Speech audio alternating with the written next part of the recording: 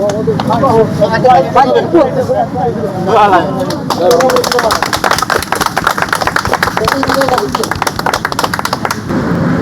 তিনকোনা আর আমি আছি বেলকুনা। দর্শক মণ্ডলী, বেলকুনা গ্রামের পূর্বপাড়ার রাস্তার আরসিসি ঢালাই কাজে এই মুহূর্তে পরিদর্শন করতে আসলেন সিলেট জেলার ফেঞ্চিগঞ্জ উপজেলা বিএনপির উপদেষ্টা জনাব ইকমাল মাহমুদ চৌধুরী। কি করলেন তিনি এবং আসলে ওনার হাতের মাধ্যমে উদ্বোধন হলো রাস্তার ঢালাই কাজ এবং তিনি কি কথা বললেন আমরা একটু দেখে আসি। চলুন দেখে আসি। বিসমিল্লাহির রহমানির রহিম। পরম করুণাময় আল্লাহর কাছে লাখো কোটি শুকরিয়া। আজকে আমাদের বিএনপি সরকারের সাফল্যের একটি অংশ হিসাবে আজকে এই সরুইকান্দি বেলকুনার একটি রাস্তা পরিদর্শন উন্নয়নের কাজ দেখতে উপজেলা বিএনপির উপদেষ্টা আরাফাত রহমান কুকু এবং বিভিন্ন সামাজিক সংগঠনের দায়িত্বে থাকা আমাদের বড় ভাই মোজাম্মেল হাসান চৌধুরী ইকবাল, আগামী ফেঞ্চিগঞ্জ উপজেলা চেয়ারম্যান পদপ্রার্থী ইকবাল চৌধুরী ভাই, উনি মালিক ভাইয়ের পক্ষ থেকে এই রাস্তা পরিদর্শন করতে এসেছেন। আমি এই সোশ্যাল মিডিয়ার মাধ্যমে পুরো দেশবাসীর কাছে দোয়া চাচ্ছি, বর্তমান সরকার যেভাবে অবহেলিত জনপদকে উন্নয়নের জন্য হাত দিয়েছেন এবং যারা এই উন্নয়নের জন্য নিরলসভাবে কাজ করছেন, আমার ভাই উপজেলা বিএনপির উপদেষ্টা মোজাম্মেল হাসান চৌধুরী ইকবাল ভাই, উনার নিবিড় পর্যবেক্ষণে 17 বছরে যেটা হয়নি সেটা আপনারা দেখতে পাচ্ছেন। এই রাস্তার কাজ আমাদের মাননীয় সংসদ সদস্য এম এ মালেক ভাই, উনি অক্লান্ত পরিশ্রমে এই রাস্তা হচ্ছে। আশা করি এই ধারাবাহিকতা বজায় রাখবেন। মালেক ভাইয়ের জন্য দোয়া করবেন। পাশাপাশি মালেক ভাইয়ের কাছে এই রাস্তা এবং উন্নয়নের কথা পৌঁছে দিয়েছেন যিনি আমাদের বড় ভাই উপজেলা বিএনপির উপদেষ্টা ইকবাল চৌধুরী ভাই, উনার জন্য দোয়া করবেন। আমাদের মধ্যে এখানে উপস্থিত হয়েছেন উপজেলার অনেক নেতৃবৃন্দ,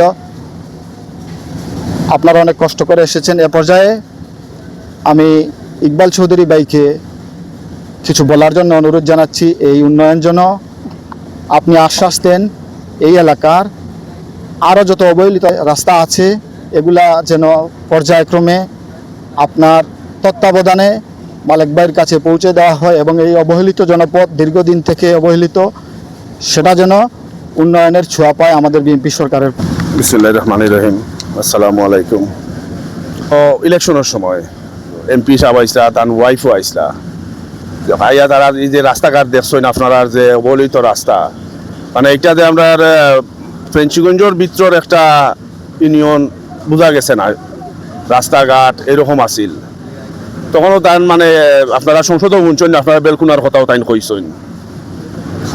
এরপর তান আমার ইকবাল নেক্সট যে প্রকল্প আইব মোলার বা বানাও, যাতে বেলকুনাবাসীর একটা খাম হয়, একটা বালা একটা খাম তারা পায়, বেলকুনাবাসীর যাতে একটা রাস্তাঘাটের একটা আমরা শুরুয়াত করতাম পারি। গত 17 বছর আপনারা সবই কইছেন যে এখানে কোনো কাম কাজ হয়েছে না।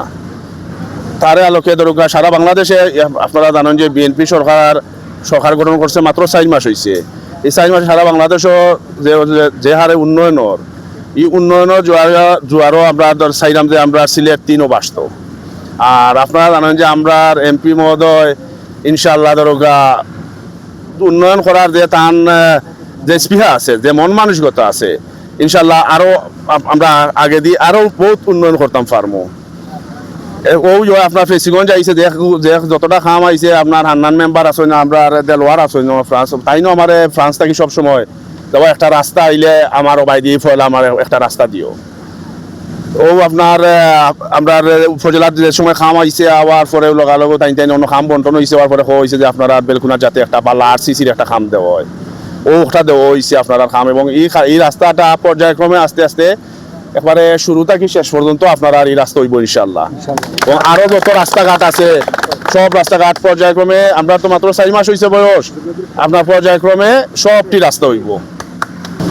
আর ওপরে আপনার যে জুড়ি নদীর ব্রিজ, আপনার জুড়ি নদীর ব্রিজ অলরেডি হয়ে গেছে, আমার মোবাইলে অলরেডি কাগজ আছে, প্রধানমন্ত্রীর অফিস থাকি এমপি মহোদয় গেছে, সিটি পর্যন্ত আইছে, ওগুলো সব কিছু রেডি করবার লাগে। জুড়ি নদীর কাজ খুব শীঘ্রই শুরু হয়ে যাব, আপনারা খুব শীঘ্রই শুরু হয়ে যাব জুড়ি নদীর কাজ।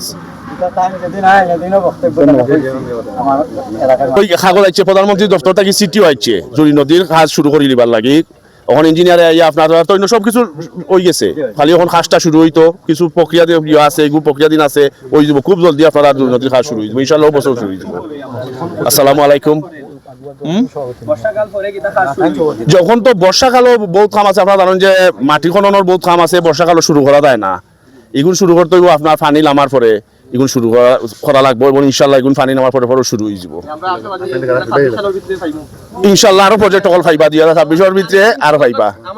আমরা এই যে আমরা কুশিয়ারার দক্ষিণ পূর্ব পারে যারা অবস্থান করি, আর এখানে ফেঞ্চুগঞ্জ উপজেলার কোনো স্বাস্থ্য কমপ্লেক্স নাই, এটা কিন্তু এই এলাকার মানুষের লাগিয়া স্বাস্থ্য ঝুঁকির একটা প্রধান কারণ হইয়া দাঁড়ায়। যে দেখা যায় যোগাযোগ ব্যবস্থাও ভালো নাই, আবার স্বাস্থ্য খাতেও আমরা পিছিয়ে আছি। কোনো এখন ইমার্জেন্সি রোগীর যদি প্রাইমারি ট্রিটমেন্টের দরকার হয়, এই ক্ষেত্রে দেখা যায় গিয়ে আমরা নদী পার হওয়া লাগে, কিন্তু নদী পার হওয়া আমরা লাগি একটা প্রতিকূল পরিবেশ। প্রথম ডিমান্ড হইল গিয়ে আমরা জুড়ি নদীর ব্রিজ, আর দ্বিতীয়ত স্বাস্থ্য কমপ্লেক্স, যেটা কমিউনিটি ক্লিনিক 3টা ওয়ার্ডে সরকারের একটা প্রকল্প, যদি আমরা এখানে একটা ব্যবস্থা হয় তাহলে